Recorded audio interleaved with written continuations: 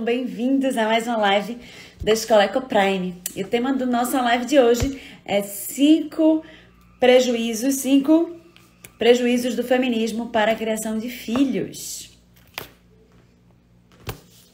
E a gente vai estar conversando hoje com Cris Correia. Ela tem falado sobre isso no canal dela. E ela, inclusive, iniciou o primeiro grupo de estudo no Brasil sobre feminismo. E a gente vai estar conversando um pouquinho, né, com ela sobre esse assunto. Ela que conhece tanto, e um assunto bem polêmico, e um assunto que parece não haver muito consenso entre as pessoas que falam sobre o feminismo, que acreditam no feminismo, ou que se dizem feministas. E a gente vai entender um pouquinho que movimento é esse, qual é o movimento feminista, quais são as pautas do movimento feminista e como é que esse movimento ele tem afetado a criação de filhos. E é um assunto bem importante, né? É um tema que tomou, né, a sociedade em vários aspectos. E eu não sei você, mas eu conheço pessoas que se dizem feministas e você vê claramente que elas não têm muita ideia do que é que se trata. Então é importante a gente estar buscando conhecer, entender melhor que movimento é esse e até que ponto tem influenciado a gente, né? Tem coisas que às vezes eu falo e que, né, percebo que existem aí algumas raízes desse movimento no meu pensamento. E é assim, né? Tá cada vez mais forte. E a gente vai estar conversando com Cris, que chegou aqui já.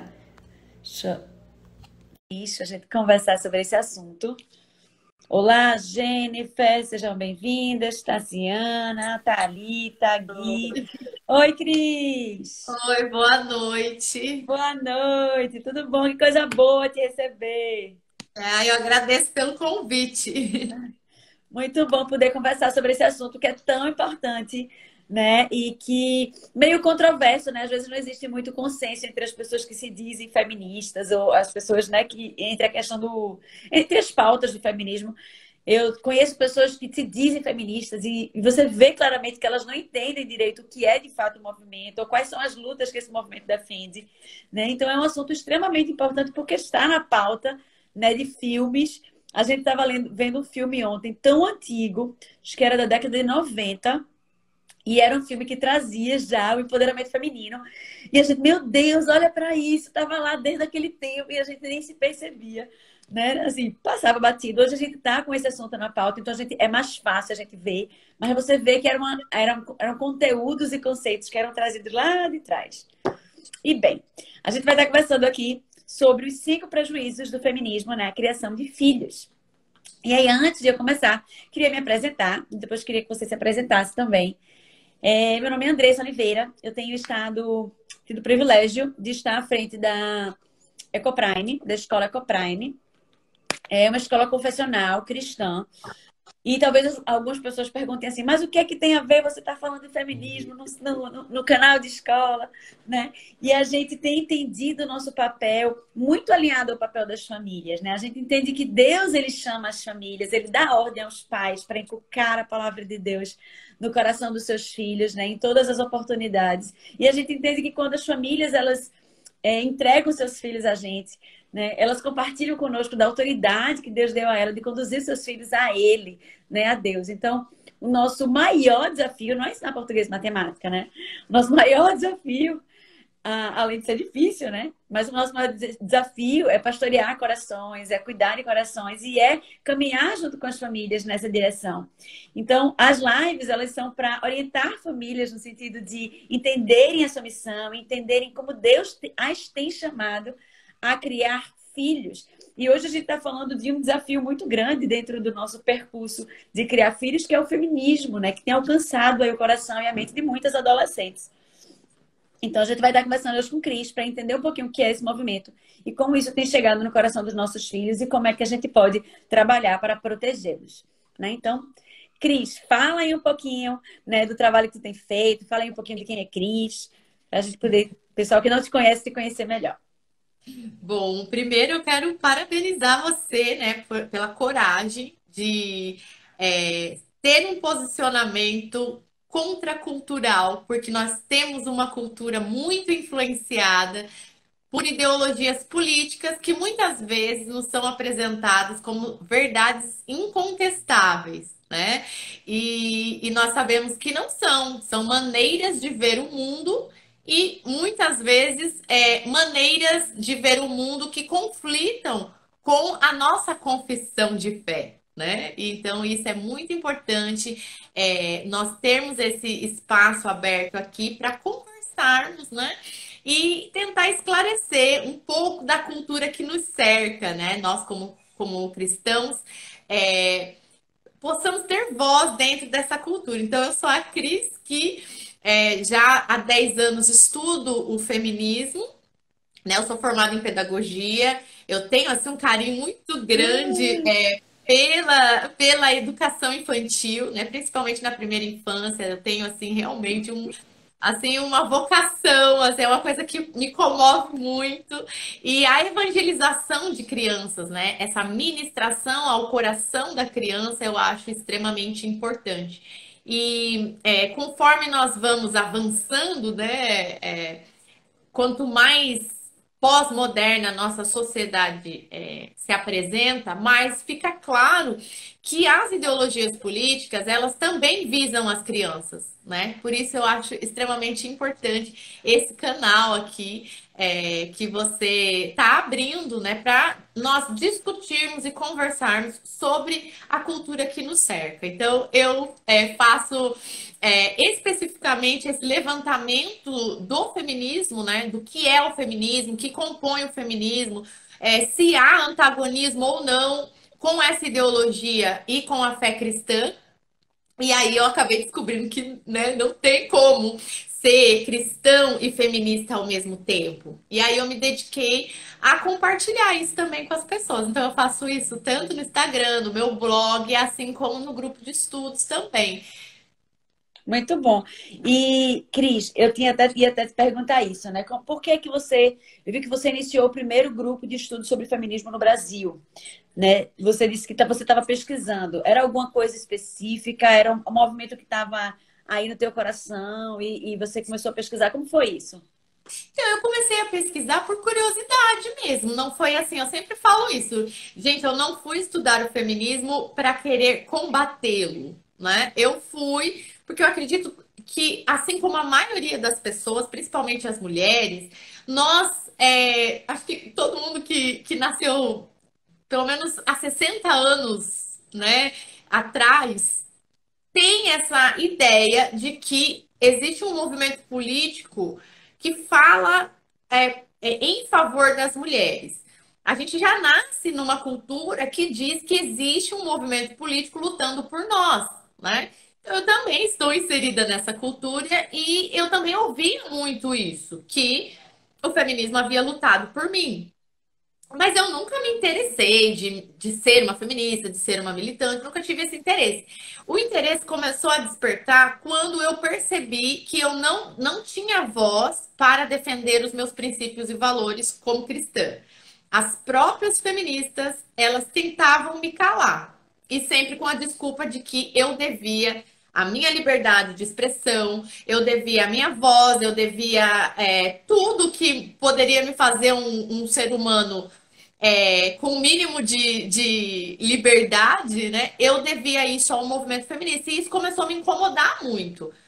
Porque eu me sentia ao mesmo tempo reprimida de poder defender os meus princípios e valores, né? Especificamente a pauta aborto.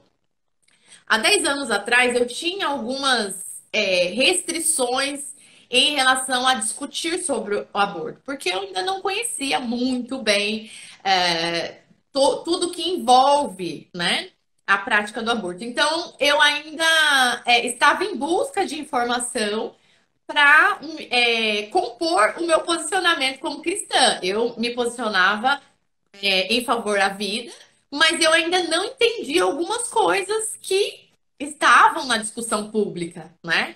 Muita coisa era falada, muita coisa era colocada como se a religião fosse um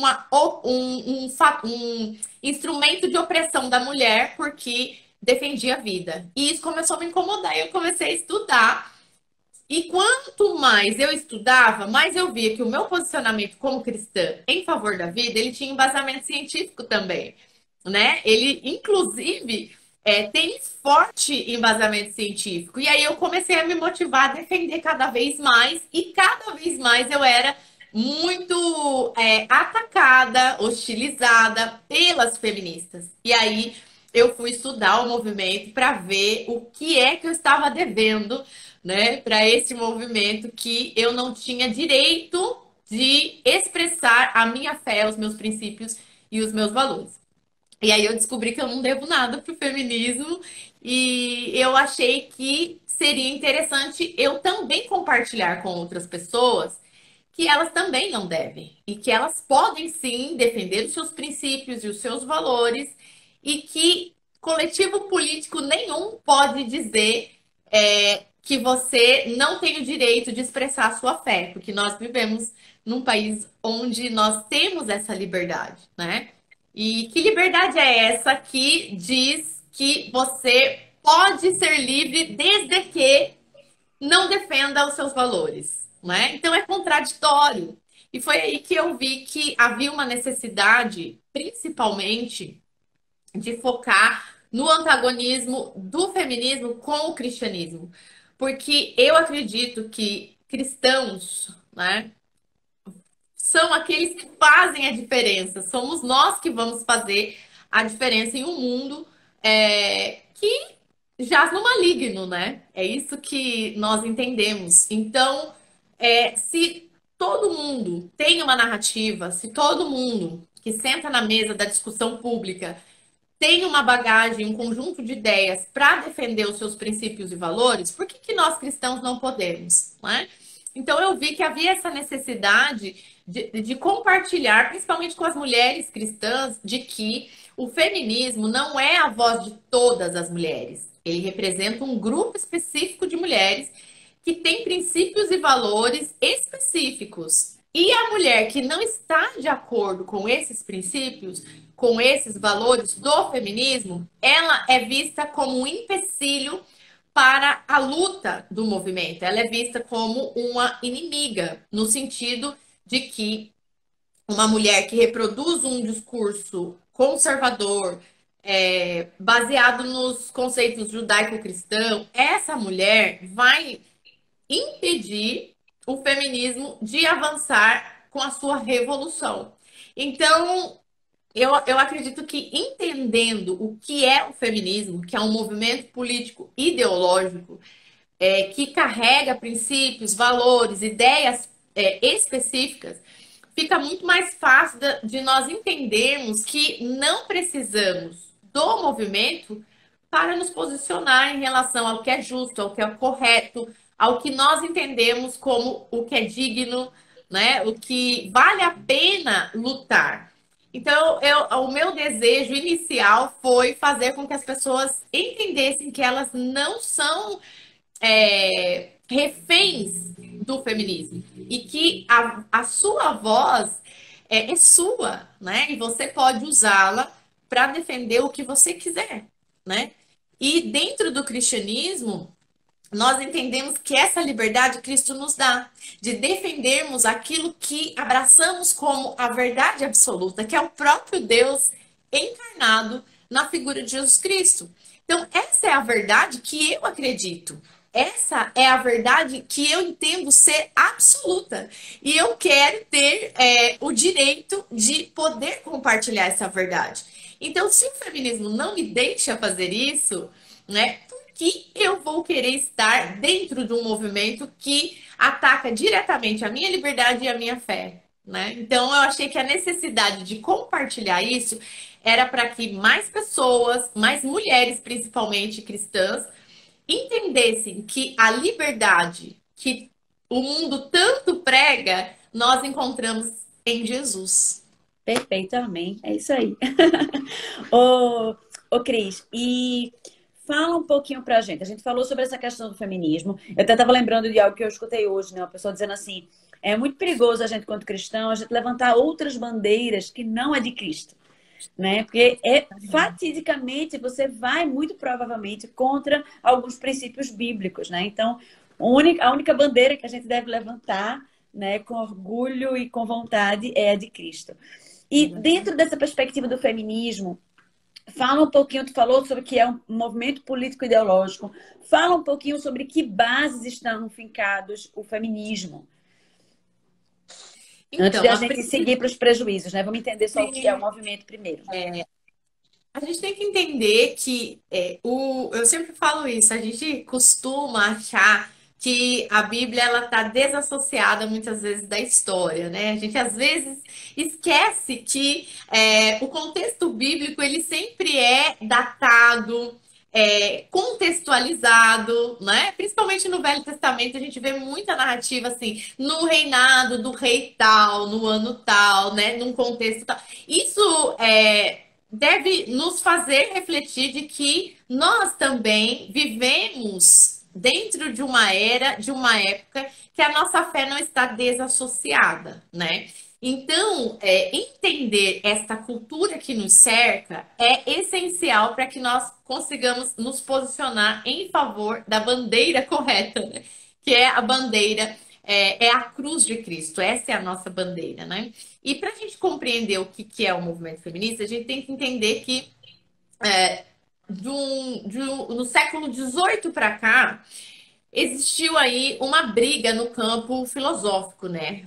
Os homens entendiam que eles precisavam ser livres de qualquer pensamento religioso, qualquer pensamento que trouxesse a ideia de queda, de pecado e de um Deus moral e ético. Esses homens acharam que não era bom, isso deixa a gente infeliz. Então vamos criar uma nova maneira de pensar a vida. E aí Deus sai do centro, né?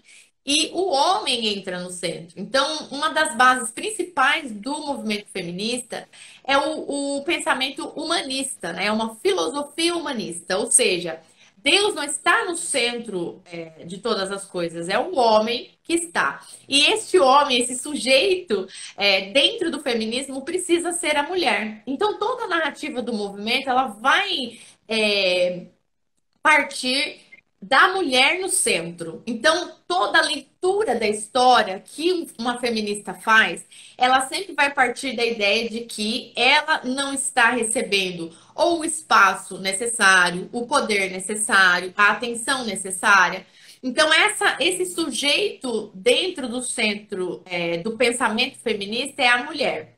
Então, a partir disso se constrói toda uma narrativa para entender o mundo como um lugar feito por homens para oprimir mulheres, né? Então, não interessa o tanto de direitos que nós tenhamos, não interessa nem as vantagens, muitas vezes, que perante a lei nós mulheres possamos ter.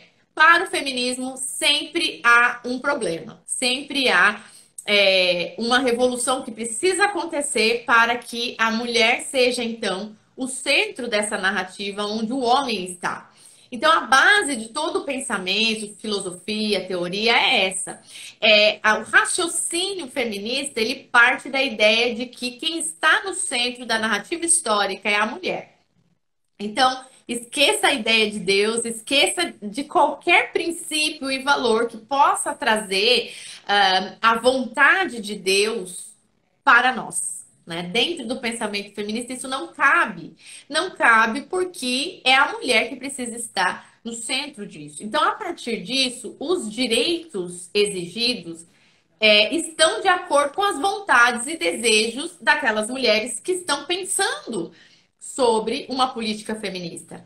E, na maioria das vezes, ou elas vão ser céticas, né? Não creem em nenhuma divindade, ou elas vão ser místicas. Elas têm uma crença, mas uma crença neopagã ou ocultista, nunca uma crença cristã.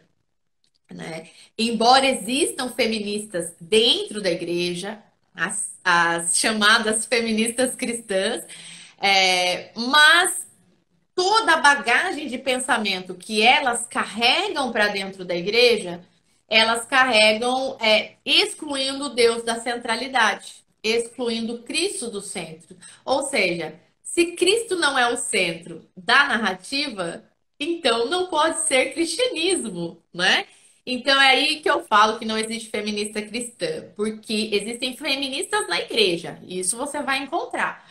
Mas feministas cristãs é muito difícil, porque a base da construção do direito da mulher está na própria mulher. E é por isso que elas veem o aborto como uma luta aceitável, né? Por quê? Porque se um bebê venha para bagunçar a sua vida, ou atrasar a sua vida, ou você não queria aquele bebê naquele momento, mas acabou ficando grávida, né? Assim, por uma, por Obra, né? uma casa, Mágica. uma obra da casa, assim.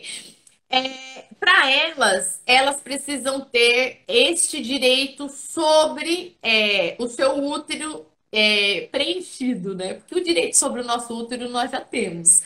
Agora, quando um bebê começa a habitar no nosso útero, aí já se trata de uma outra vida. Só que para o pensamento feminista, é um direito da mulher querer ter ou não essa outra vida, porque o corpo é dela e ela entende que se ela tiver o poder sobre a prole, ela também recuperaria um poder social. Né? E aí vem toda uma construção de um pensamento ideológico que foi muito disseminado no século XIX, que é a ideia do mito matriarcal, né? Que eles acreditavam que antes do mundo ser como nós conhecemos, as mulheres dominavam e as mulheres eram veneradas devido à capacidade de controlar a sua prole. E que por uma dominação masculina, essa mulher passa a perder o direito sobre a prole. Então, por conta disso, então as mulheres seriam oprimidas pelos homens que queriam controlar a prole para poder controlar a propriedade privada. E aí vem todo um pensamento marxista, todo um pensamento materialista, né? E hedonista também, né? Porque aí entra a questão de que a felicidade seria o fim do ser humano e não a glória de Deus, como os cristãos creem. Então, o pensamento feminista ele vai se construindo em cima desses pensamentos, Verdade. né? Dessas ideologias. Então, elas vão construindo aquilo que elas entendem por direito em cima de pensamentos que estão em contraste com os princípios cristãos. Então, o aborto surge dessa base de pensamento.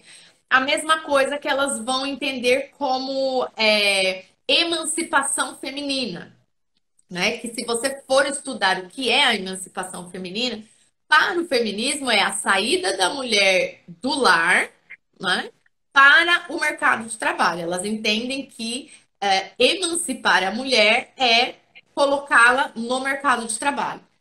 O que não se sustenta na realidade, porque trabalhar, todo mundo sempre trabalhou.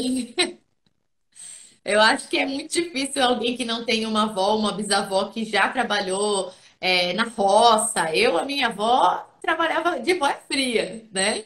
E não tinha feminismo nenhum para tirar ela de dentro de casa e colocar. É a necessidade que coloca o homem, o indivíduo, para trabalhar, né? Mas dentro do pensamento feminista, elas constroem essa ideia de direito e de emancipação com essa saída da mulher do lar e a, ela ser inserida no mercado de trabalho. Só que quando a gente vai ver a construção dessa ideia, são sempre ideias que visam desestabilizar ou destruir literalmente o conceito de família, né? Porque elas entendem que a mulher, se ela for esposa e mãe, ela tende a perpetuar o modelo de família nuclear, e este modelo de família nuclear vai perpetuar o sistema capitalista. E aí entra a ideia do marxismo, né, que visa então derrubar o sistema capitalista para implementar um sistema socialista e posteriormente comunista. Existem feministas que não são marxistas? Existem, mas todas elas, indiferente da vertente que elas possam vir a seguir, seja liberal, seja do feminismo negro, feminismo chamado interseccional, todos os feminismos, eles partem da mesma base de pensamento, a mesmo humanismo, o mesmo pensamento de que é a mulher que tem que estar no centro. Então, ela só vai ter uma diversidade no pensamento das soluções que elas buscam para que a mulher possa se tornar, então, o centro da narrativa e não mais o homem, né? As bases acabam sendo as mesmas, né? Sim.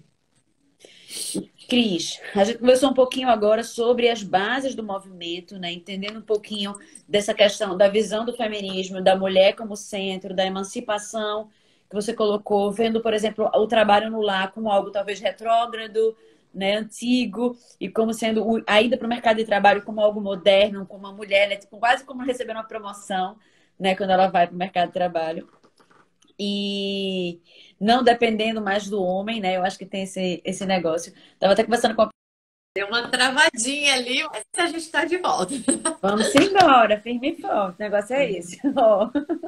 A gente fala sobre esses assuntos, as lives caem, da pânico. Né? Mas, ó, então a gente tava falando sobre, sim, que essas ideologias, elas, às vezes, elas entram na nossa mente, né? Então, às vezes, na nossa fala, e a gente, às vezes, nem percebe, né? Mas vamos lá, a gente trouxe um pouquinho das bases. Vamos conversar agora sobre os 5 prejuízos, né, do feminismo na criação de filhos. Então, como você mesmo falou, muitas vezes a gente está sendo influenciada sem perceber, né? Isso porque o feminismo é um movimento do século XX, né? Como o corpo político ele se consolida a partir do século XX. Então, nós temos aí, né, 100 anos já de movimento, né?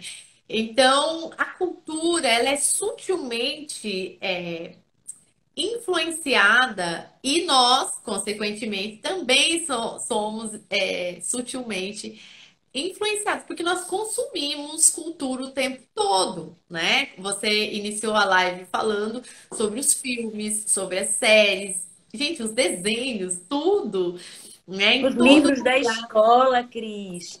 Tinha um livro que a gente pegou que tinha um artigo enorme falando do feminismo, falando do movimento feminista, falando das mulheres que recebiam menos do que os homens e tal, e todo um discurso feminista para adolescentes. Era o quê? Acho que era um livro para meninos de 8º ano. Não, o quê? 13 anos de idade. E assim também, o que é bom pontuar é que essa crítica ao feminismo, ou essa voz que está na contramão do feminismo, ela é muito recente, né? Então, a maioria dos livros didáticos, eles não trazem o feminismo como uma maneira de enxergar o mundo. Eles trazem o feminismo como uma verdade absoluta, ou seja, quem não enxerga por esse viés não está enxergando. E isso tem sido quebrado, eu acredito que, no máximo, os últimos. Se a gente já tem a Philip Skyfly nos anos 60, né, nos Estados Unidos, fazendo aí o contraponto ao feminismo, né, a chamada segunda onda do movimento feminista que ocorre nos Estados Unidos na década de 60, 70, ali nós já temos uma figura que vai combater diretamente a agenda feminista, né? Que é a Philip Skyfly, que é coautora do livro O Outro Lado do Feminismo, que foi a sobrinha dela que escreveu, contando um pouco disso, né? Falando um pouco da cultura americana influenciada pelo feminismo. Então, nós, agora aqui no Brasil, eu acho que está crescendo mais esse contraste, né, de narrativa. Eu acho que é muito recente nós ouvirmos falar que feminismo é apenas um movimento político ideológico, não é a verdade absoluta que não pode ser contestada. Então, vai ser muito difícil encontrar esse espaço, principalmente na grande mídia. Então, tudo que nós formos consumir vai vir com a influência já deste pensamento como se fosse uma verdade incontestável. É por isso que quando nós contestamos e nós falamos de uma forma crítica, de uma forma para chamar a atenção para um outro viés, para uma outra maneira de enxergar o mundo que vai de frente, né? Vai bater de frente com a narrativa feminista, as pessoas tendem a nos ver como pessoas que estão contra as mulheres, contra os direitos femininos, né? É como se nós estivéssemos contra o bem das mulheres, né? E isso não é uma verdade. Então, por isso que eu acho importante cada vez mais nós falarmos, nós conversarmos, trazer essa narrativa que contrasta com o feminismo para público, para que chegue também nos livros didáticos essa crítica ao movimento feminista, né? Mas filmes, séries, desenhos, revistas, tudo vem com um pensamento feminista muito bem elaborado, imposto, e isso vai nos condicionando a enxergar o mundo pelo viés de uma política ideológica. E nós, muitas vezes, não estamos percebendo isso. Eu costumo dizer que a maioria das pessoas ou trabalham o dia inteiro fora, ou cuidam da casa em tempo integral. E quando se sentam na frente da TV é para relaxar, é para se entreter. Quem nunca faz isso, né? E então, quando a gente está ali, a gente está relaxado, a gente não está ali para ter um senso crítico, a gente está ali para se entreter. E nesse entretenimento, todo o pensamento feminista é despejado em nós. E sutilmente nós vamos aderindo a esses pensamentos, né? É por isso que hoje mesmo eu fiz uma publicação, né, sobre verdades e mentiras em relação ao machismo, né? O que seria o machismo? Se você perguntar para 4 ou 5 feministas diferentes, elas vão te dar 4 ou 5 definições de machismo completamente diferentes uma das outras. Resumidamente, machismo acaba sendo qualquer coisa que um homem faça, né? Elas chamam de sexismo hostil e sexismo benevolente, que o hostil é a agressividade, o assédio, e todo mundo concorda que isso não é legal. Mas elas também veem sexismo benevolente num homem que quer ser cordial com uma mulher, né? O famoso cavalheiro. Isso também é machismo na definição do feminismo, porque qualquer coisa que o homem faça que veja a mulher, por exemplo, como um ser a ser protegido, já é entendido como algo pejorativo. Então veja como nós caímos numa armadilha que tudo, a masculinidade, né, ela é vista como algo maléfico. E nós, como cristãos, entendemos que tanto a feminilidade como a masculinidade, elas fluem do Deus Criador.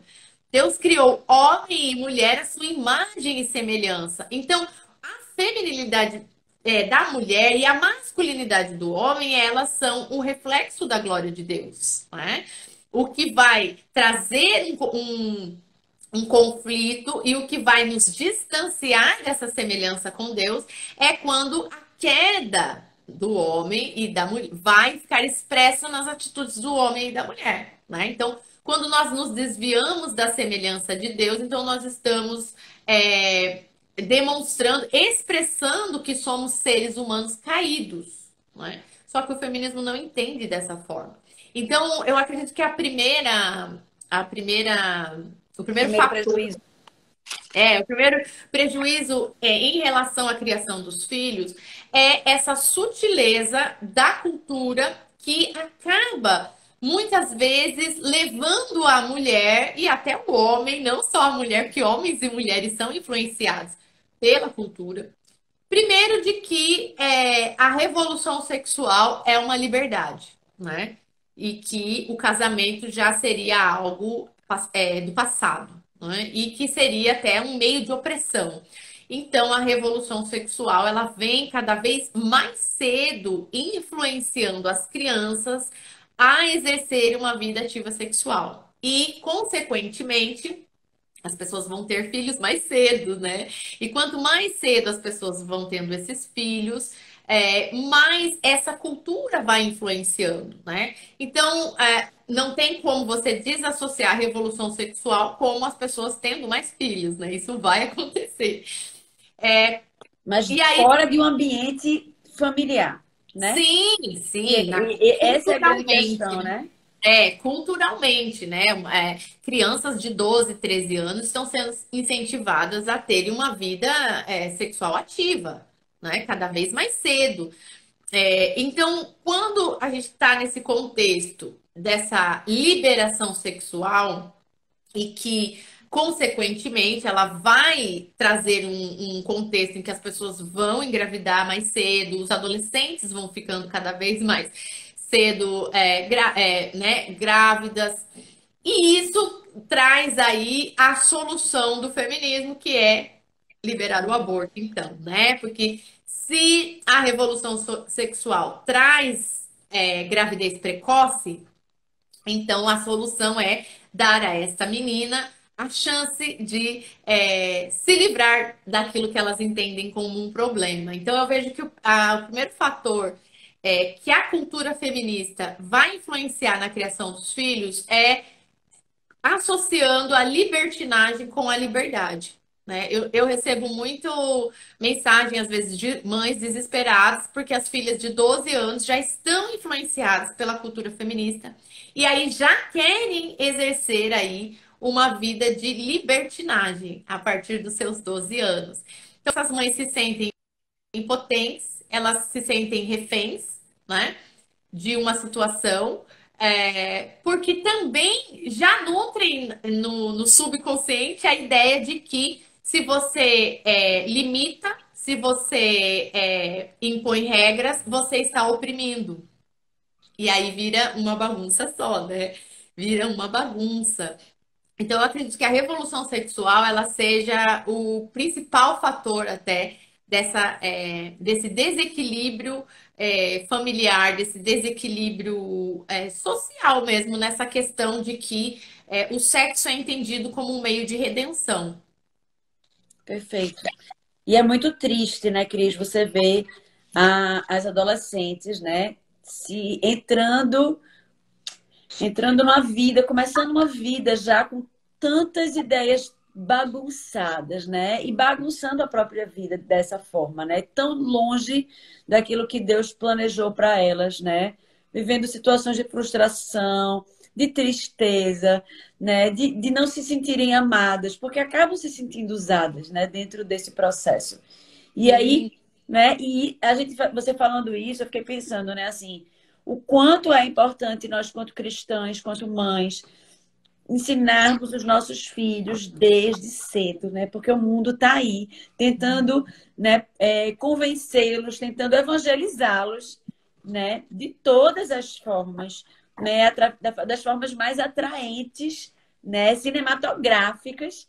E a gente precisa estar com os nossos filhos constantemente, diariamente, cuidando da mente deles, protegendo os corações deles, e a gente só vai conseguir fazer isso se a gente estiver aos pés de Cristo, né? Lendo a palavra, ensinando da Bíblia, ensinando qual é o plano perfeito de Deus. Porque quando a gente não ensina aos nossos filhos, eu tenho batido muito nessa tecla, quando a gente não ensina aos nossos filhos a verdade, eles serão enganados por mentiras.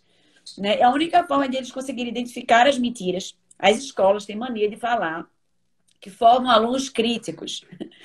Mas, na verdade, não há como você formar alunos críticos, uma educação, uma escola formar alunos críticos, se você não tem a base da verdade para que eles possam criticar o tipo de conhecimento que eles recebem. A única educação que forma verdadeiramente alunos críticos é a educação cristã, porque entrega para eles a verdade, o guia, o padrão, e a partir dessa verdade, desse guia, eles vão poder criticar o mundo, as ideias, né, e o conhecimento que estão à sua volta, que fogem desse padrão.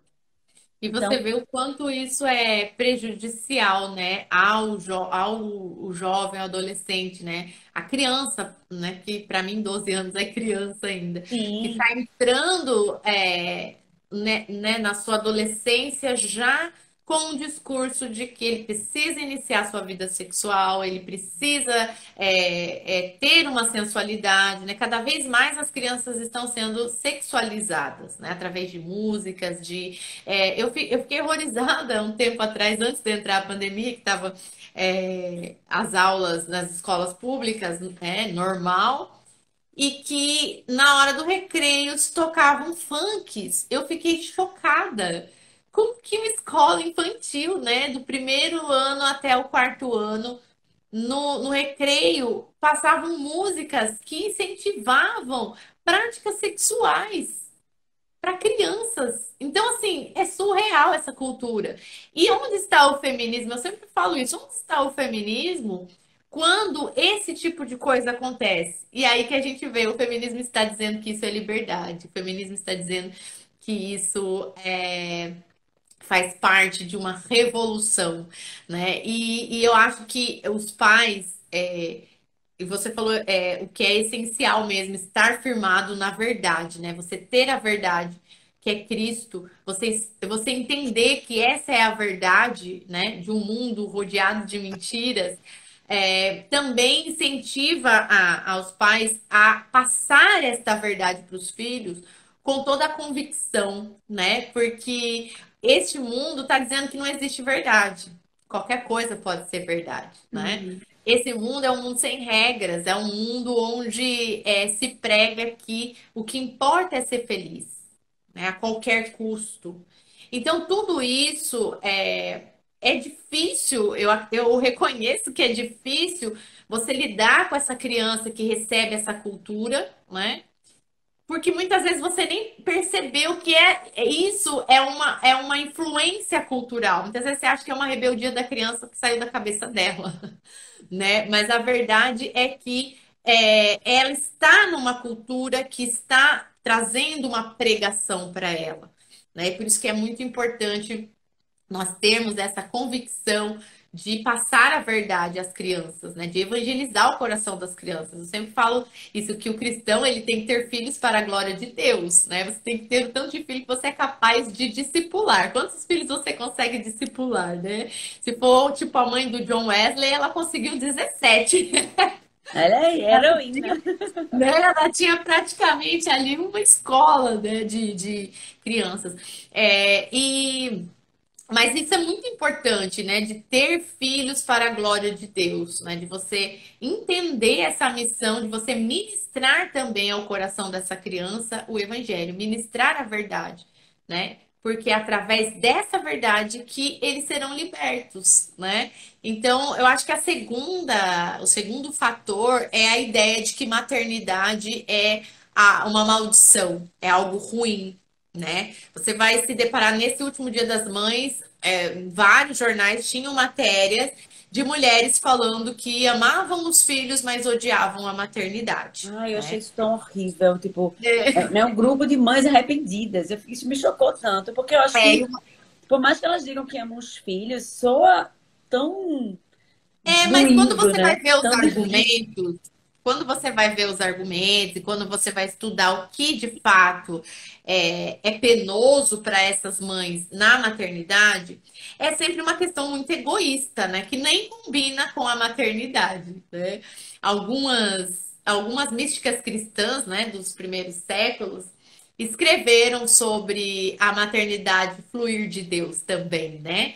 Que somente Deus é, poderia oferecer os atributos maternos a uma mulher, né? Porque você se doar, você cuidar, você alimentar, você nutrir, são todos atributos que Deus faz conosco, né? Cristo é o nosso alimento, Deus é aquele que nos coloca debaixo das suas asas, como a galinha coloca os seus pintinhos embaixo das asas, é isso que a Bíblia fala. Então, Deus ele tem esses atributos que fluem na mulher através da maternidade. E quando o feminismo diz que a maternidade é uma maldição, está dizendo que a imagem e semelhança de Deus que ele colocou na mulher é algo ruim, né? E porque quando você vê os argumentos dessas mulheres, é sempre assim: depois que eu tive filho, a minha vida acabou porque o meu casamento passou a ter problemas, o meu marido me deixou, eu não consegui terminar a minha faculdade que eu queria. Eu passei a ter dificuldade em ter que dedicar o tempo integral à minha filha. Então, sempre são questões assim, frustrações pessoais que são jogadas em cima daquela criança. Ou seja, tudo aquilo que veio de ruim depois da maternidade, porque, né? Por vários fatores, né? O relacionamento não deu mais certo, ou não conseguiu voltar para o mercado de trabalho, ou não conseguiu terminar a faculdade. São consequências das escolhas que nós fazemos, né? E dentro desse pensamento feminista, né, porque foi uma feminista que resolveu levantar essa questão de odiar a maternidade, né? Ela determina que as mulheres odeiam a maternidade. Ela não é mãe, nunca foi mãe, mas ela faz um estudo para provar para as pessoas que ela não precisava ser mãe, porque ela era melhor, mais feliz, mais realizada sem ser mãe. Então, ela vai atrás de depoimentos de mulheres que se frustraram após a maternidade, para então levantar essa tese de que a maternidade é prejudicial à mulher e é uma imposição social. Inclusive, ela diz que é o cristianismo que coloca essa imposição sobre as mulheres, né? O que não se sustenta, porque na Bíblia nós temos vários relatos de histórias de mulheres distintas, cada uma exercendo uma função, né? Nós temos viúvas, nós temos líderes, juízas, nós temos irmãs, nós temos servas, nós temos várias narrativas de mulheres exercendo funções distintas, não necessariamente sendo mães apenas. Até a própria mulher virtuosa, né? Lá de Provérbios 31, ela era extremamente. Você cansa só de ler tudo que ela fazia. Né? Que ela negociava terras, ela vendia, né? Vendia livros, ela costurava para a família, ela cuidava da casa. Né? Tinha milhões de atribuições, mas deixa claro que ela trabalhava fora de casa também. Sim, e essa associação ao peso, né, de um peso à maternidade, como eu sempre falo, quando a gente ouve os relatos, são fatores secundários que levaram essa mulher a ficar frustradas e então depositar na criança a culpa das suas frustrações, né? Então, o feminismo bater nessa tecla de que a gravidez ou a maternidade é uma imposição patriarcal, judaico-cristã, para oprimir e limitar as mulheres, por mais que você diga, não, mas eu não penso assim, de tanto isso ser disseminado na cultura, muitas vezes nós nos vemos, sim, pensando também que, não vou ter filho para não estragar meu corpo, eu não vou ter filho porque eu não vou ter mais tempo, eu não vou ter filho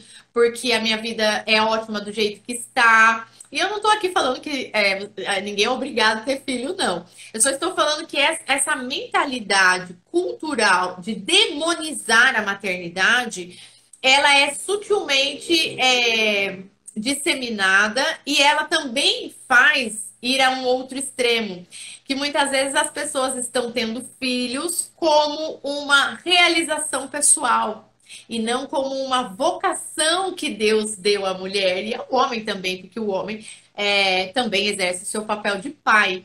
Mas, particularmente, por a mulher gerar a criança, né, ela ter ali uma ligação maior por uma questão do corpo mesmo, você carregar aquela criança, eu acho isso fantástico, gente.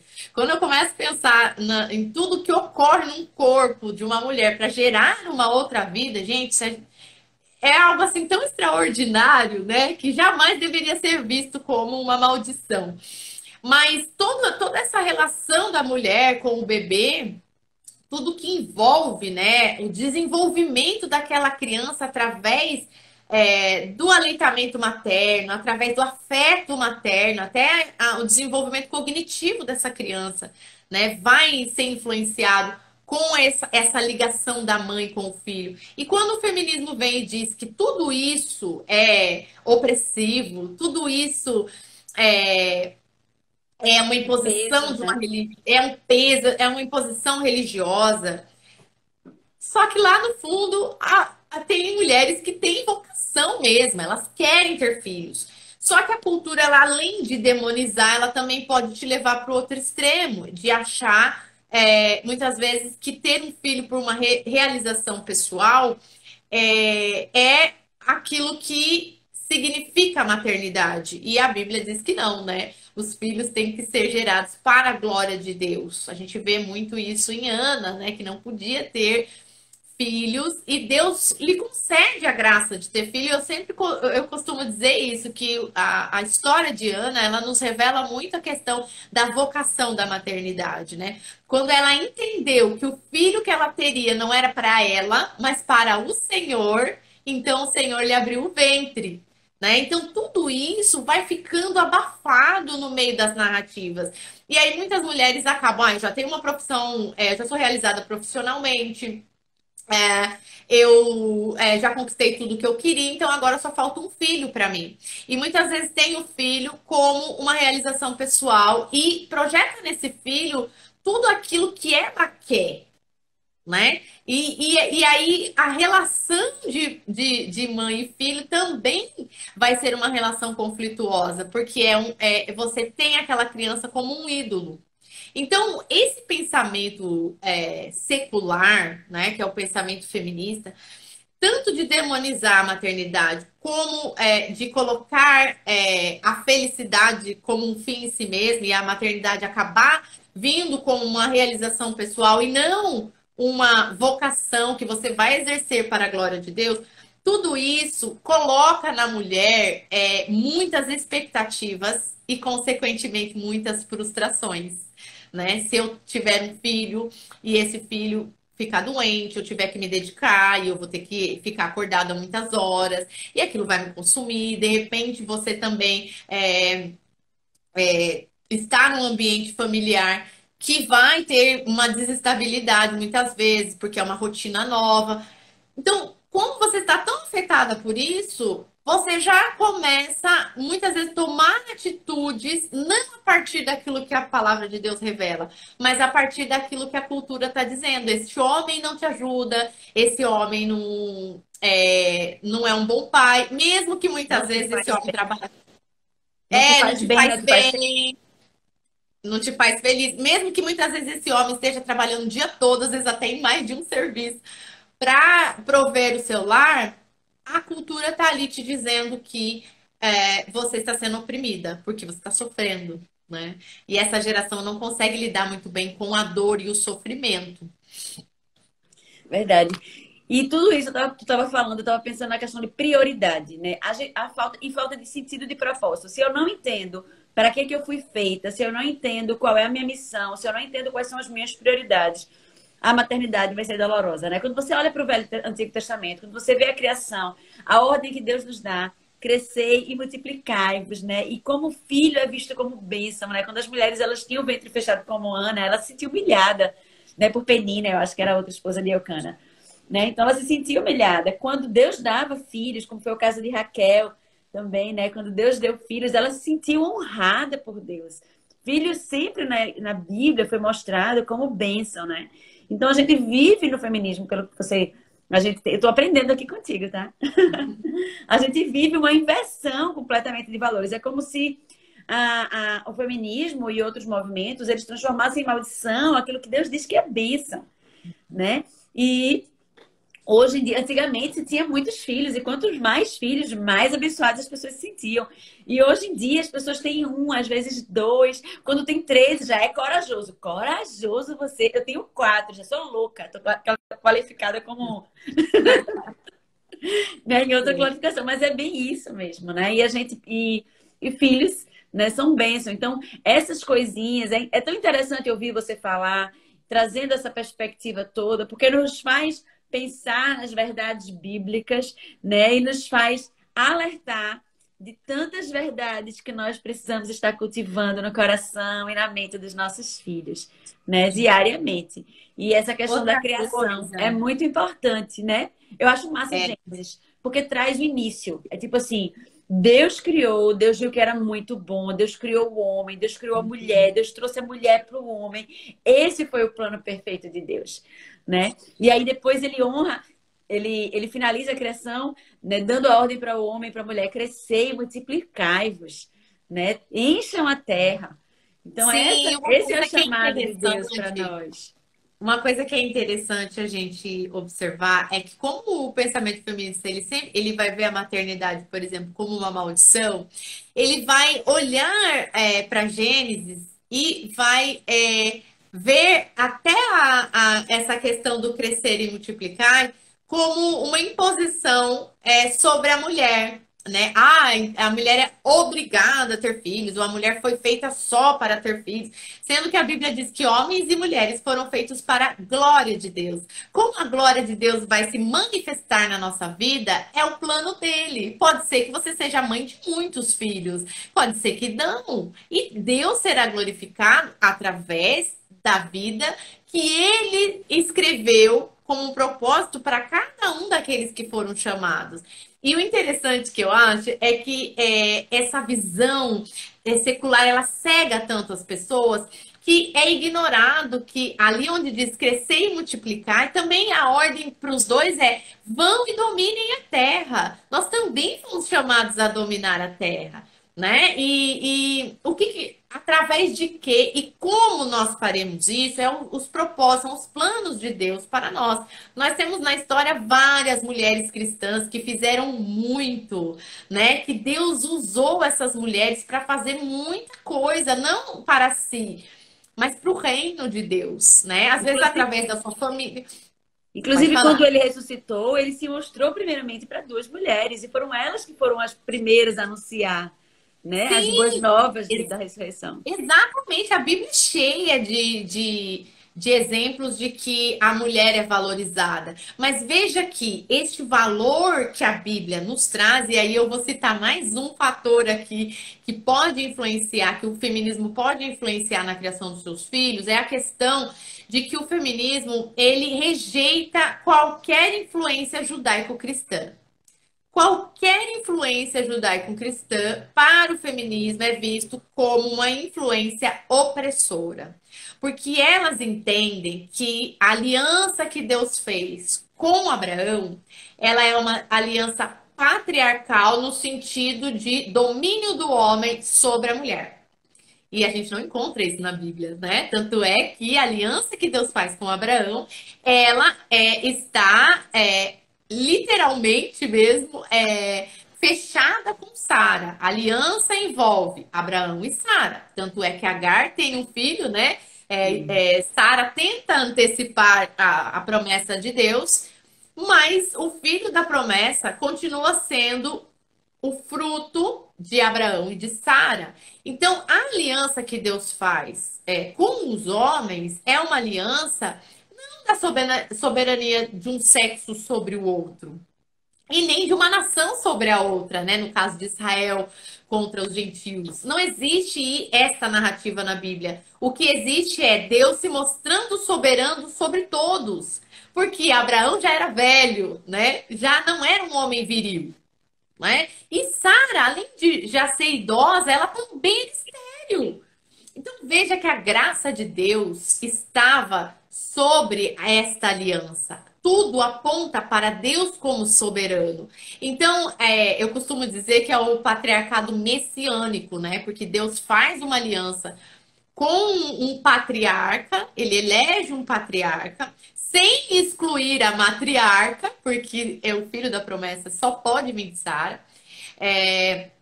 E toda aliança que Deus faz é apontando para a figura de Jesus Cristo, para o próprio Deus encarnado na figura de Jesus Cristo. Então, essa influência feminista, essa rejeição do feminismo, a influência judaico-cristã, ela não tem como você, como cristão, abraçar o feminismo e achar que isso não vai influenciar na sua família, né? Porque se o feminismo prega contra qualquer influência judaico-cristã, ele vai pregar contra os absolutos de Deus, né?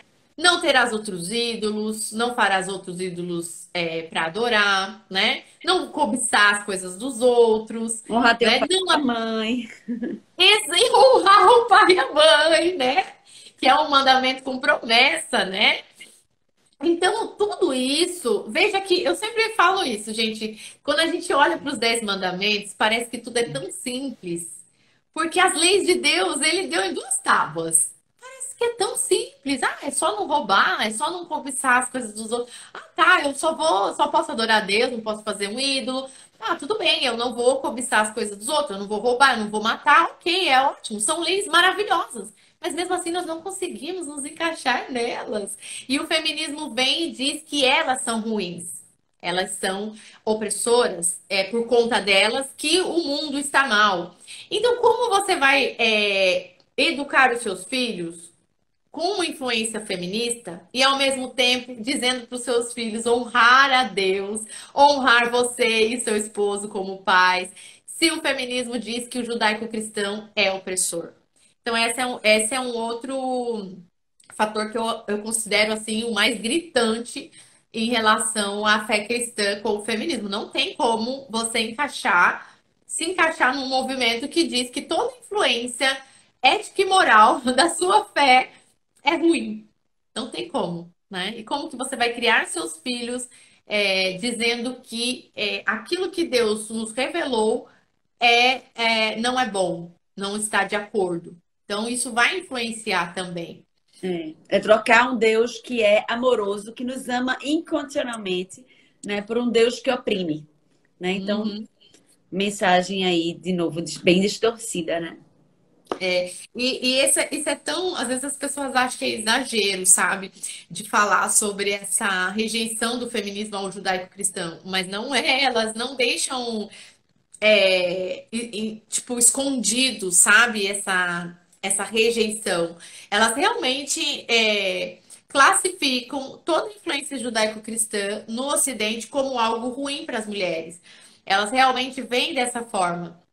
Elas, inclusive, apontam para os princípios judaicos cristãos como o grande motor do sexismo. Para elas, esses princípios e valores são o que movimenta o sexismo, né? Ou seja, a discriminação sexual vem por conta disso. E isso vai afetar diretamente a sua fé. E aí eu acho que é mais um fator, porque uma das orientações principais do movimento feminista é de que a mulher precisa resistir também na sua espiritualidade. Ela precisa ter uma espiritualidade feminista. E o que isso significa?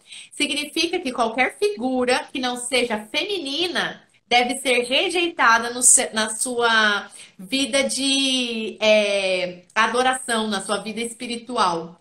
Então, existem teóricas, por exemplo, que dizem que o fato de Deus ter sido apresentado na figura de Jesus, né? Um Deus que encarnou na figura. Veja, é o princípio básico do feminismo, do cristianismo, né? É Deus encarnado na figura de Jesus.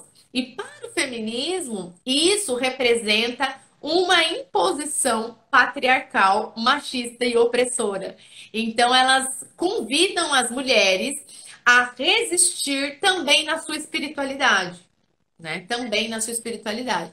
Então, quando o feminismo está ali pregando que tanto atitudes hostis como atitudes de benevolência vindas de um homem são prejudiciais, se o homem é protetor, se o homem é provedor, se o homem entende que sua missão é prover sua família, isso é machismo. Então, se tudo que o homem faz é machismo, por que que um Deus encarnado na figura de um homem seria bem aceito no feminismo? Não é. Então, como que nós cristãos vamos apresentar às crianças Cristo encarnado, sendo feministas, se o feminismo diz que isso é algo feito, inventado para oprimir as mulheres? Então, o feminismo, ele realmente ele afeta demais todos os âmbitos da vida de uma pessoa, inclusive a vida espiritual. Ele não é desassociado da sua busca espiritual, porque ele também te convida a questionar o Deus encarnado. Eu não sabia, nunca tinha ouvido isso, né? Você fica impressionado com, né? Até onde se vai. Que parece loucura, né? É. Eu concordo. Eu tava lembrando daquele filme A Cabana, porque traz essa. Muita gente associa, sabe? Mas eu ainda não sei se tinha alguma intenção feminista, sabe? Eu acho que ali. Eu não sei, Porque porque. é representado por uma mulher, né? Mas eu não sei se ali tinha uma conotação feminista. Ainda não consegui fazer essa ligação. Porém, existe ali uma questão meio espírita ou tal. Não é Uhum. um. A gente não vê ali o evangelho genuíno, Isso. obviamente. Mas eu não sei se tinha ali uma influência direta do pensamento feminista, sabe? Aham. Mas existe no feminismo, sim, um convite a desenvolver uma espiritualidade feminista que busque arquétipos femininos para ser a sua conexão com o místico. Inclusive, esse mês, no meu grupo de estudos, a gente estudou muito sobre isso, né? Especificamente sobre o lado místico do movimento, que envolve aí um ataque muito direto aos princípios e aos conceitos fundamentais da fé cristã. Isso é muito. E você sabe que geralmente, como é pouco falado, as pessoas tendem a achar que essa questão mística do movimento é algo recente. Ah, mas isso deve estar acontecendo agora, né? Na verdade, desde quando o movimento nasce, ele nunca nasce desassociado do lado místico. Desde o início, a busca por um arquétipo de deusa, das deusas em si, ele sempre teve presente no movimento feminista desde o início. Então, mesmo o movimento feminista surgindo como uma potência política, automaticamente ele também vinha crescendo como uma potência religiosa, no sentido de questionar a fé cristã, principalmente, e também trazendo uma proposta de espiritualidade feminista. Né? Pouca gente sabe dessa questão da espiritualidade no movimento, mas ela é muito presente. Existem sim as feministas céticas, mas existem também as feministas místicas, e elas se dão muito bem. Mesmo as céticas, elas aprovam e incentivam as práticas místicas dentro do movimento, porque elas entendem que essa é uma maneira também de resistir àquilo que elas entendem como opressão e aquilo que elas entendem como impedimento da sua revolução. Perfeito. E Cris, a gente chegando agora no quinto, né, no último ponto aí do prejuízo para a criação de filhos. A gente já passou aqui sobre a questão da revolução sexual, né, que traz libertinagem versus liberdade. Falamos sobre a ideia errada da maternidade, né, como um peso. A questão da rejeição da influência judaico-cristã. E agora, essa última aqui que você trouxe, né, em relação... É a quarta, né? A gente vai para a quarta. Eu acredito que sim. Eu Eu pensava que era a acredito. quinta, é a quarta. É E que aí a agora é gente a falou quarta. dentro do judaico-cristão, a gente já abordou a questão do místico, né? Isso. A quarta, eu diria que eu acho que afeta muito o casamento das pessoas, sabe? E um casamento que esteja em conflito, consequentemente, vai refletir nas crianças, né? Não que, naturalmente, independente do feminismo, nós já temos a tendência a conflitar um com o outro, né? Porque nós somos seres humanos, somos falhos, principalmente homem e mulher têm diferenças, sim, nós temos diferenças e essas diferenças vão gritar na convivência. Mas a cultura feminista, ela coloca o homem e a mulher numa posição de competição. E eu costumo dizer que ela traz para dentro de casa, porque o feminismo entende que o pessoal é político. Né? Esse é um dos gritos do movimento feminista na década de 60. O pessoal é político, ou seja, ele quer discutir as suas relações pessoais. Né? E quando ele se propõe a discutir as suas relações pessoais, ele começa a trazer um questionamento sobre as coisas menores da vida, né? E aí entra essa mentalidade competitiva. Elas trazem a linguagem do mercado para dentro de casa. E aí você não vê mais o seu companheiro como companheiro, né? Você não vê mais o seu cônjuge como um companheiro, você o vê como um adversário. E entra um contraste muito grande com o que a Bíblia apresenta, né? A Bíblia diz que a mulher foi feita como auxiliadora do homem. E este auxiliadora é a mesma identificação que o próprio Deus faz dele em relação aos seres humanos. Ou seja, ele se apresenta como o nosso auxiliador. E a mesma palavra que é usada para descrever a mulher como auxiliadora é a mesma palavra usada para descrever Deus como nosso auxiliador.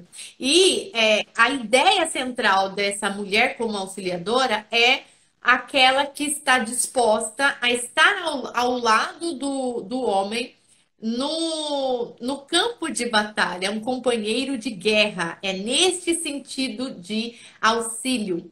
Só que o feminismo, ele sempre critica qualquer posição secundária, que pareça secundária do sexo feminino. Se a mulher foi criada depois é um problema. Se a mulher foi criada da costela e não do pó é um problema. E se a mulher foi feita como auxiliadora, não interessa se o próprio Deus se apresenta como auxiliador. Interessa que, para elas, isso é algo pejorativo. Diminui a mulher. O que não se sustenta, né? A Bíblia diz que você é feita como um companheiro de guerra, né? Aquele que estará ao lado no dia da batalha. Então é um companheirismo. E eu sempre falo isso. O feminismo apresenta a relação homem-mulher como competição. E a Bíblia apresenta a relação do homem e mulher como cooperação, né? É um conjunto ali que ambos precisam estar em suas funções, desenvolvendo as suas funções para que o equilíbrio no lar aconteça. A Bíblia diz que a mulher sábia edifica a sua casa e que a tola destrói com suas próprias mãos. Ou seja, nós mulheres somos chamadas à sabedoria. E a Bíblia diz que o princípio da sabedoria é o temor a Deus, né? E a prudência é o conhecimento do santo. Então, nós entendemos que se nós temermos a Deus e buscarmos o conhecimento do santo, nós seremos sábias e prudentes. Mas, ao mesmo tempo, existe a narrativa, né? Colocando na cultura a ideia de que se você não exercer uma função de poder, se você não exercer a liderança, se você não tiver no foco, no centro, então você está sendo diminuída e oprimida. Isso no dia a dia vai afetar o seu lar, porque muitas vezes você vai estar cansada, né? Você vai estar atarefada. Muitas mulheres têm o privilégio, e eu digo privilégio porque é um privilégio você poder ficar em casa e cuidar dos seus filhos, né? Num contexto como o nosso, é um privilégio. Quem pode ficar em casa e se dedicar exclusivamente aos cuidados, né, da sua casa, do seu filho. E muitas vezes isso vai te estressar muito, né? Como se você estivesse trabalhando fora, você também iria se estressar. Mas como a cultura está dizendo que o fato de você estar na sua casa é algo ruim, é algo que te diminui, muitas vezes essa tristeza e esse cansaço vai ser projetado como um problema relacional. Seu marido está te oprimindo, né? Você ficar em casa e ter filhos, cuidando dos seus filhos, você está numa posição inferior. E aos poucos você vai trazendo isso para o seu relacionamento. E aí se torna uma competição. Você não se vê como cooperadora, você não se vê como auxiliadora, aquela que está do lado, na guerra, no campo de batalha. Você não vê o quanto é importante você cuidar dos seus filhos, né? Muitas vezes também você vai trabalhar fora e também vai ter os seus filhos. Você vai ter que chegar em casa e cuidar dos seus filhos também. E esse estresse, muitas vezes, do dia a dia com as narrativas, nos fazem esquecer de que não fomos feitas menos e nem inferior. Fomos feitos igualmente à imagem e semelhança de Deus. Então, essa ideia de relacionamento por competição, né, para ver quem tem mais poder, para ver quem tem mais liberdade, entendendo liberdade como trabalhar fora, né? Sendo que todo mundo vai depender de alguém. Se você trabalha fora, você vai depender ou dos seus clientes, se você tiver seu próprio negócio, ou do seu patrão, né? Senão você não recebe. Ou seja, você vai ser dependente de alguém, né? Só que o feminismo está o tempo inteiro dizendo que a mulher que cuida da sua casa, dos seus filhos, ela é dependente do marido, ela é escrava do homem, né? Ela é escrava dos filhos. E isso não tem como, se você abraça isso, não tem como que isso não refletir nos seus filhos, né? Não tem como você não ver os seus filhos como um peso, não tem como você começar a achar que o seu esposo te oprime, né? Então, eu acredito que essa ideia de relacionamento por competição e de querer politizar as relações pessoais é uma maneira também do feminismo influenciar na criação dos filhos. Perfeito. Você vê que tudo gira em torno de família, né? Da desconstrução da família, né? Daquilo que Deus projetou em toda a sua perfeição, né? Porque a vontade de Deus ela é boa, perfeita e agradável em todo o tempo, né? Então, tudo que ele projetou quanto família, né, é desconstruído. Parece que cada pecinha, né, em cada ponto é alvo para que se desconstrua, para que se desestabilize aquilo que Deus projetou para nós. E aí a gente tem aqui a questão do casamento. Ô, Cris, me diz uma coisa, acho que alguém perguntou mais cedo em relação a como as feministas veem o casamento, porque com tantas questões, né, elas tipo são a favor do casamento ou não, já que tem também a questão da revolução sexual e que prega essa questão da liberdade, né? Geralmente elas veem o casamento como uma prisão, né? Assim como a vida doméstica também sempre vai ser entendido como uma maneira da mulher ser oprimida, né? Então, o casamento, ele passa a ser, como eu disse, se ele não é entendido como uma competição, ele não é visto como algo benéfico. Você vai ver feministas, por exemplo, falando: o seu marido. Eu também, isso eu não discordo, né? Que todo mundo em casa deve ajudar, né? Sei lá, você tem que ensinar seus Sim, filhos desde pequeno a fazer as coisas de casa, até mesmo porque para sobreviver, né? A gente tem que sim, com saber certeza. cozinhar, tem que saber lavar, passar para sobreviver. Não é uma questão de função de mulher e de homem. Todo mundo tem que saber se virar. Mas o feminismo tenta colocar essa ideia de que se você faz isso para o seu marido, você está sendo escravizada, porque você não está sendo remunerada.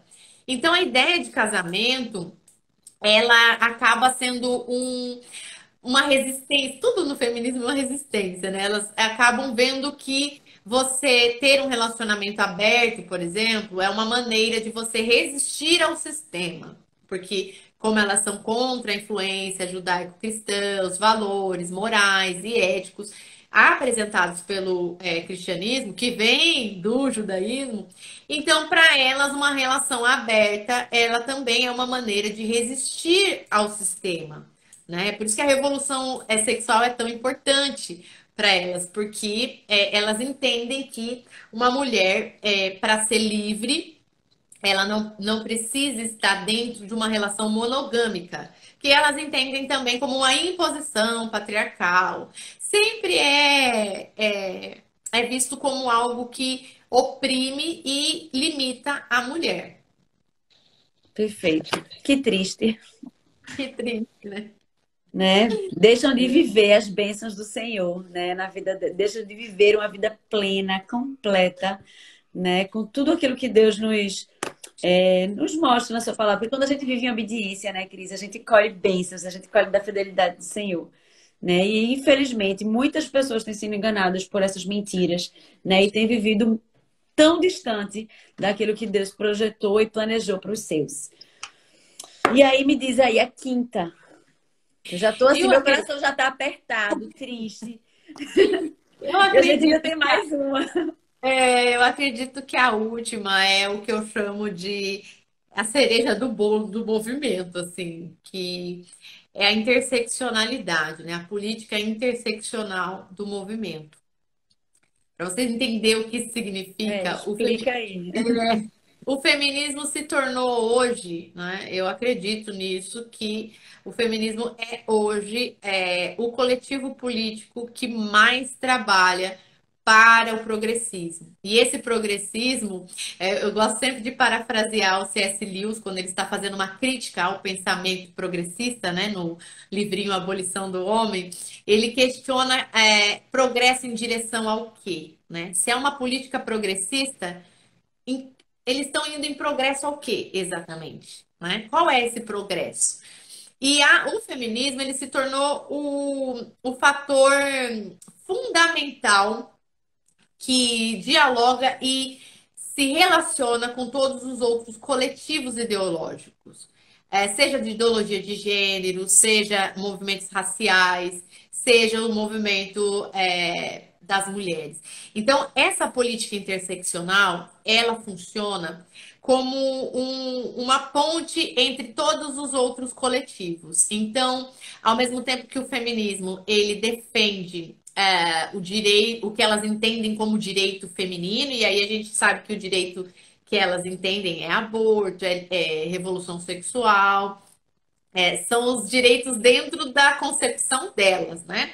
Então, ao mesmo tempo que elas defendem essa centralidade da mulher, elas também defendem a questão do gênero, né? Que as pessoas podem ter o gênero que elas quiserem. Eu também acho que elas podem ter. Agora, querer que todos se calem diante disso, aí já é uma outra conversa, né? Que as pessoas podem ter, ninguém está impedindo ninguém de ter. Agora, nós também temos que entender que vivemos numa sociedade, como eles gostam de dizer, plural, né? E por ser plural, nem todos vão entender essa questão do gênero como é pregado politicamente. E o feminismo ele é interseccional porque ele dialoga com todas essas outras ideologias que fazem parte do mesmo pacote. Da questão racial também, que se tornou não um problema a ser discutido com seriedade, se tornou também mais um coletivo político que tenta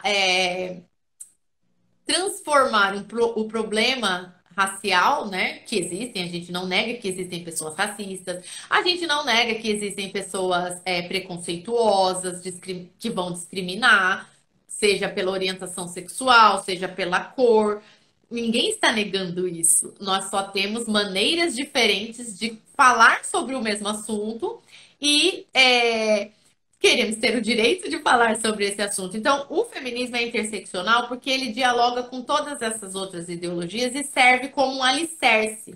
É ele que traz toda a agenda, é ele que traz toda a pauta. Por quê? Porque o movimento feminista, culturalmente, passou a ser entendido como o direito da mulher. É o representante das mulheres. Quem vai ser contra o direito das mulheres? Quem vai falar, não, imagina, não é bem assim. Então ele vem com esse escudo, né, do direito feminino e junto com isso ele traz todo o resto. Essa questão racial ela não é discutida de uma maneira coerente, porque ela é feita dentro de uma militância, né? A questão da diversidade sexual, ela também vem dentro de um pacote que não dá espaço nem para ciência e nem para biologia, né? Ela já vem com uma ideologia querendo impor.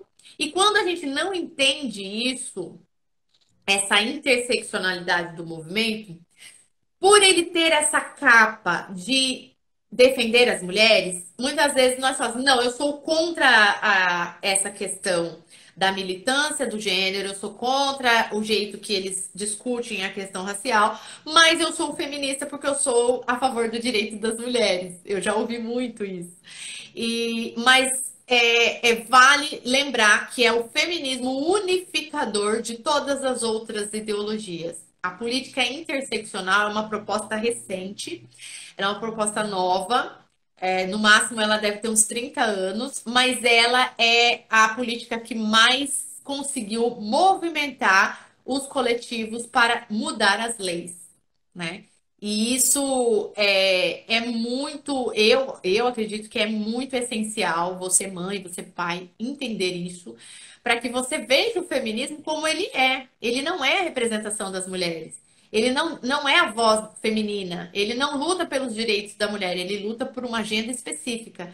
E nessa agenda não diz respeito só às mulheres, né? Diz respeito a um grupo de mulheres específico e as outras ideologias que trazem essa política do progresso, que ninguém sabe em direção ao quê, né? Mas que muitas vezes, por não entender o feminismo, as pessoas acabam falando, não, mas eu sou feminista, eu sou um pouco feminista, ou até passa muitas ideias para as crianças é, sobre um direito feminino que está sendo deturpado, porque nós mulheres temos os mesmos direitos do que os homens no Ocidente. Eu sempre falo isso. Quais são esses direitos que você não tem? Né? Então, eu acredito que entender a interseccionalidade do movimento, que o movimento feminista ele trabalha para todas as outras ideologias, faz também com que nós tenhamos essa consciência de que feminismo não representa mulheres. Perfeito. Feminismo. Cris, eu preciso encerrar, porque faltam 43 segundos, contagem regressiva.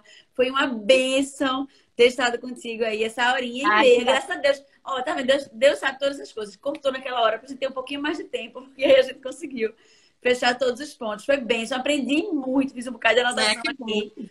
Né? Algumas pessoas colocaram aqui que estão curiosas para poder estudarem mais e tal. Acho que é muito bom, é importante a gente entender melhor o movimento, entender como é que a gente pode proteger o coração dos nossos filhos.